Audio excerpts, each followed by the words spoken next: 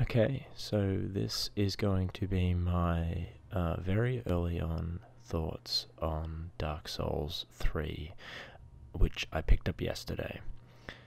So far, I've clocked about 3 hours, and I am loving it so far. It's a perfect blend of, I think, 1 and 2, and it's just fantastic so far. It looks incredible. The art style is as good as I've ever seen it. Very grimdark, very medieval. The combat is rewarding as ever. The controls are simple yet efficient. I think they've streamlined a few things in a necessary way without casualizing anything. Originally I had some trouble connecting my PlayStation 4 controller using, I forget what it's called now. It's Input Mapper. Input Mapper is the one. I had some trouble using Input Mapper to begin with, but I've since rectified it. A bit annoyed actually that hadn't been fixed since Dark Souls 1, but you know, what can you do? That's Windows 10, unfortunately.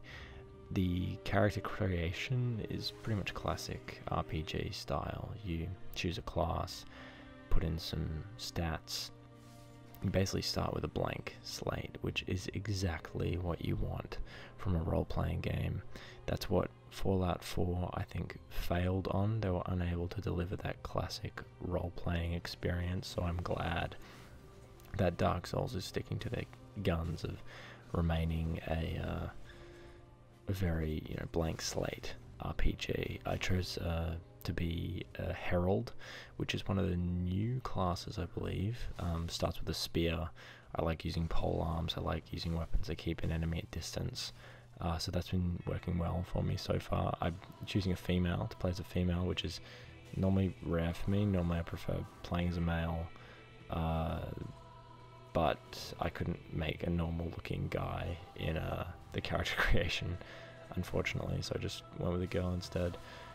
I'd say it's definitely worth a buy at this point. It's just great. I haven't really had a chance to play it since I picked it up yesterday, but very impressed with it so far. I'm kind of wish it didn't have a season pass, and just kind of release its DLC as expansion packs when it does do that, because I really don't want the Souls series to slip into the unfortunate trap of becoming a game laden with DLC. I think it's got a very special thing and special identity going for it right now. Also, now that I'm hearing it, the soundtrack in this game is absolutely fantastic and is worth a buy just for that alone, I would say. The story MacGuffin, just quickly, is pretty simple enough without spoiling anything. Basically, these 4 kings that have been dead for a very long time have decided to awaken, and it's your job to basically make them, calm the fuck down, which will look interesting because it's a giant that looks pretty fucking terrifying. Also, the Firelink Shrine, which is kind of your base, works well enough.